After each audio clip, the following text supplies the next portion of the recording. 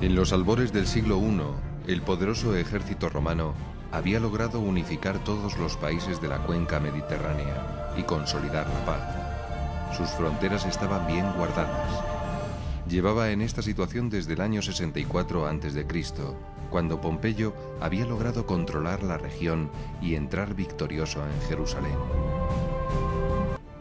Ese mundo moderno de entonces, de cuyo esplendor solo quedan ruinas, estaba comunicado por una tupida red de sólidas calzadas. Las mismas que hollaban los legionarios iban a facilitar la propagación de una nueva doctrina, la que anunciaba que el Dios único se había hecho hombre en un remoto rincón de aquel vasto imperio.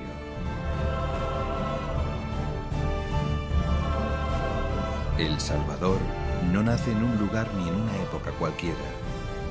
Es Señor de la historia y escoge precisamente ese momento de madurez en el que la Roma dominadora ha absorbido la civilización griega en una magna síntesis cultural. Esa impronta helénica ayudará a comprender mejor el mensaje cristiano, como ya se aprecia en el prólogo del Evangelio de San Juan. ¿Y qué punto de ese gran imperio iba a ser el elegido por el Hijo de Dios para encarnarse? La esplendorosa Roma, capital del mundo, podía ser la opción digna del Rey de Reyes, o al menos alguna de las ciudades importantes de la época. Pero yerran aquí los cálculos humanos. Dios empieza desconcertando desde el principio. La encarnación de la segunda persona de la Trinidad tendrá lugar en una lejana y poco valorada provincia del imperio, Palestina.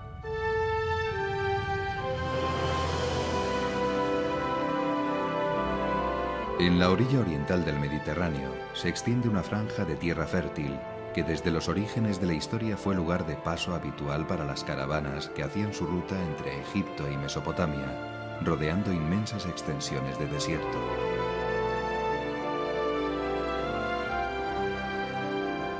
Esta tierra, exuberante en algunas zonas, sobria y adusta en muchas otras, es un país muy especial. Es la tierra prometida por Dios mismo a Abraham. Sus descendientes forman el pueblo de Israel y se saben elegidos por el Señor, el único Dios verdadero, el que los sacó de la esclavitud de Egipto y dio su ley a Moisés.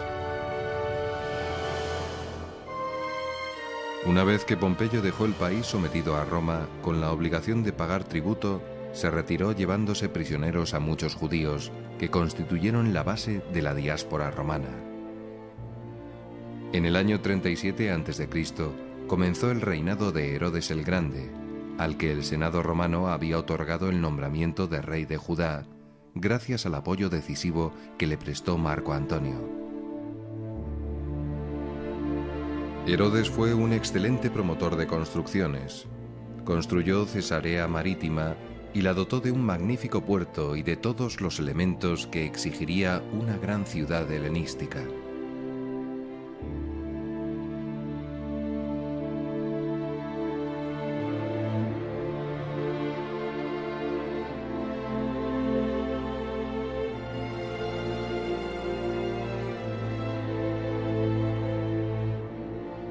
También llevó a cabo una impresionante reconstrucción de la ciudad de Samaria, luego llamada Sebaste. Levantó grandes fortalezas y restauró las que ya existían, donde edificó espléndidos palacios. Después construiría un teatro, un anfiteatro y un hipódromo. Pero su obra cumbre fue la reconstrucción del Templo de Jerusalén, famosa por su magnificencia. Por lo que se refiere a la organización política y religiosa, Herodes transformó radicalmente el Sanedrín y el sumo sacerdocio. El Sanedrín herodiano, presidido por el rey y compuesto por sus consejeros, apenas se diferenciaba de los consejos privados de los monarcas helenísticos. El cargo de sumo sacerdote era hasta entonces vitalicio, hereditario y ostentaba la representación de la nación. Para que le resultara más fácilmente manejable, le quitó el carácter vitalicio y hereditario y lo privó de todo influjo de la esfera política. Cuando murió Herodes el Grande, en su testamento establecía una división del reino entre 3 de sus hijos, Arquelao, Filipo y Herodes Antipas, sin heredar el título de reyes. Este es el preciso momento en que se enmarca la actividad histórica de Jesús, cuyos sucesos más importantes tuvieron lugar en 2 regiones distintas, Judea y Galilea, gobernadas con regímenes políticos independientes, encuadrados cada uno a su modo dentro del Imperio Romano. Durante la mayor parte de la vida del Señor, Judea y la ciudad de Jerusalén formaban parte de una provincia que también incluía la región de Samaria. Todo este era el territorio heredado por Arquelao, aunque por sus múltiples desmanes fue apartado de su gobierno por los romanos, que lo asumieron directamente. A la vez, la región de Galilea, donde Jesús pasó la mayor parte del tiempo, formaba parte de un territorio tutelado por los romanos, cuyo tetrarca fue Herodes Antipas, hasta el año 39, en que fue depuesto por el emperador Calígula. Ambas regiones estaban separadas por un régimen político distinto, hasta tal punto que para pasar de una a otra era necesario cruzar una frontera. En cambio, tenían algo en común. Los judíos de una y otra región se consideraban oprimidos con su territorio ocupado y dominado militarmente por una potencia extranjera. Galilea es la más septentrional de las regiones naturales de Tierra Santa. Se extiende desde las laderas del monte Hermón hasta el valle de Yisreel y desde el río Jordán y el mar de Galilea hasta el mar Mediterráneo. Tiene un relieve ondulado. Sus colinas están cubiertas de viñas y olivos, y en algunos valles se cultiva trigo o cebada.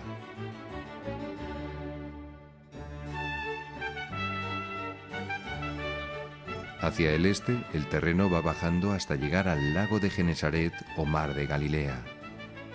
En los alrededores de este lago transcurrió la mayor parte de la vida pública de Jesús, especialmente en Cafarnaún, la ciudad donde se habían afincado Pedro y Andrés.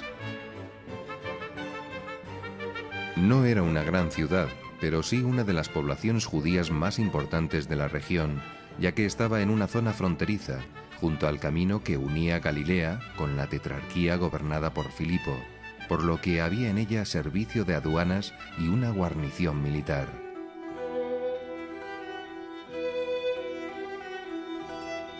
Saliendo de Cafarnaún hacia el sur, junto a la orilla del lago, el camino se dirige hacia la zona de Genesaret, atravesando un terreno fértil y cubierto de hierba verde en primavera que deja una colina a su lado derecho.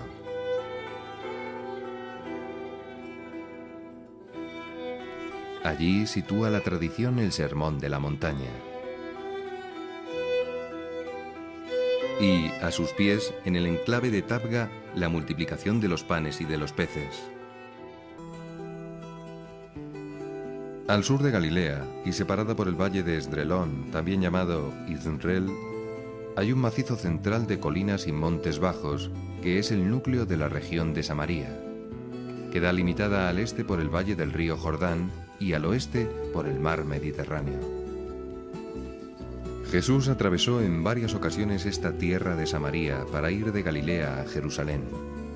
A pesar de ser el camino más corto, era poco frecuentado por los judíos debido a su enemistad con los samaritanos por motivos históricos y religiosos. El viaje a pie por estos montes es duro, sobre todo cuando se hace notar el peso del día y del calor. Se suceden una tras otra las colinas cubiertas de olivos y las montañas de suelo baldío. De vez en cuando, un valle de cierta amplitud aparece tapizado por espigas de trigo.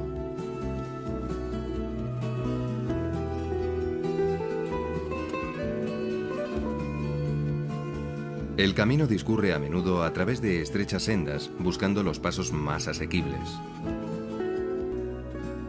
Al sur de Samaria se encuentra la región de Judea. Su ciudad más importante, Jerusalén, fue testigo de numerosos sucesos de la vida del Señor. A unos 8 kilómetros al sur de Jerusalén nos encontramos con Belén, una ciudad pequeña constituida por un puñado de casas salpicadas en la ladera de una loma. Las casas de Belén eran humildes y sus habitantes aprovecharían las cuevas de la zona como almacenes y establos. En una de estas cuevas nació Jesús. Belén, situada casi en el límite entre la tierra cultivable y el desierto de Judá, era un lugar importante para el mercado de ganado menor. Los pastores, que recorrían con sus rebaños los aledaños del desierto, solían pernoctar con sus cabras y ovejas en los llanos a las afueras del poblado. En Judea también se encuentra una de las ciudades más antiguas del mundo, Jericó. Fue poblada hace unos 8000 años. Es un bellísimo oasis que se encuentra a más de 300 metros bajo el nivel del mar Mediterráneo.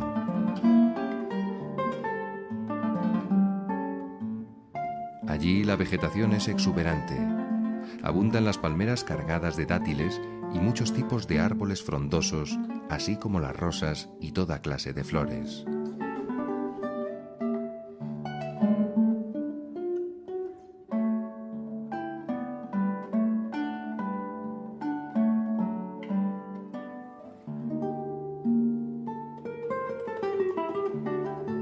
El camino que va de Jericó a Jerusalén, uno de los más transitados de esta región, es particularmente agotador.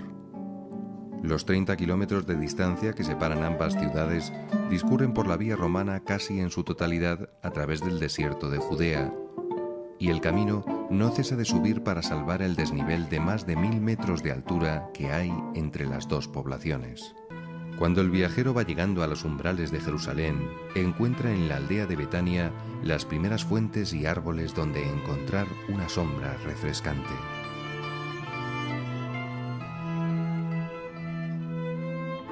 Allí vivían unos amigos de Jesús, Lázaro, con sus hermanas Marta y María. Como su casa estaba a poca distancia de la ciudad santa, algo más de media hora andando, Jesús acostumbraba a hospedarse con ellos cuando iba a Jerusalén. En esa casa de Betania pasó Jesús momentos entrañables de descanso en familia. Betania está separada de Jerusalén por el Monte de los Olivos.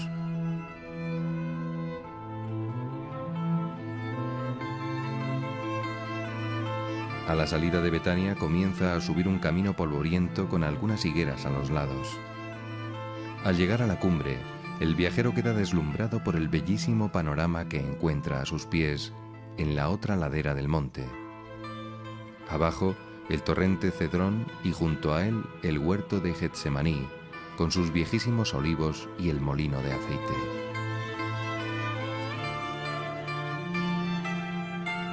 Al otro lado, el monte en el que el templo brillaba con toda su grandeza, con su inmensa explanada y sus grandiosas construcciones.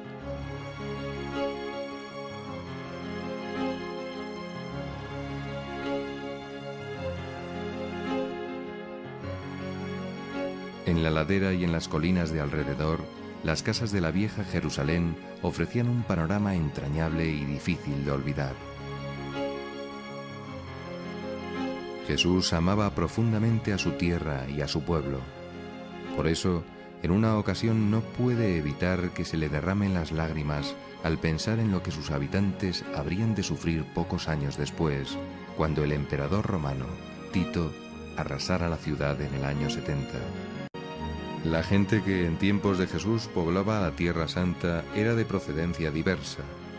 No obstante, la mayoría de los que vivían en Judea y una parte importante de la gente de Galilea eran judíos, miembros de un pueblo santo con el que Dios había establecido una alianza. En ese momento había distintos grupos, cada uno con diversas interpretaciones acerca del mejor modo de vivir su fidelidad a Dios. Los más importantes eran los fariseos, saduceos, esenios y samaritanos. En los evangelios se habla de la relación de algunos de ellos con Jesús y de sus discrepancias con él acerca de ciertos aspectos de las enseñanzas características de cada uno. En los comienzos de la era cristiana, vivían en Galilea gentes de dos culturas distintas.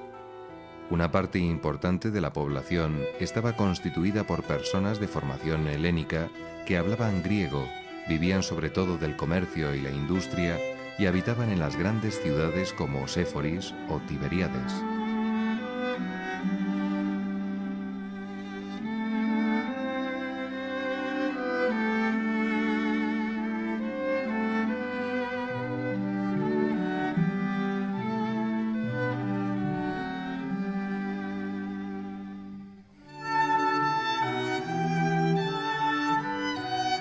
En cambio, la población rural era predominantemente judía, hablaba arameo y vivía en casas de campo, aldeas o pequeñas poblaciones. Algunas de ellas resultan muy familiares a los lectores de los Evangelios. Nazaret,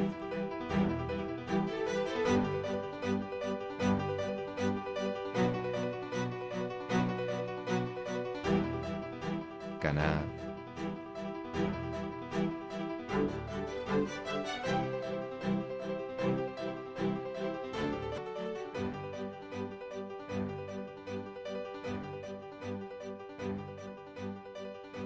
Corozaín.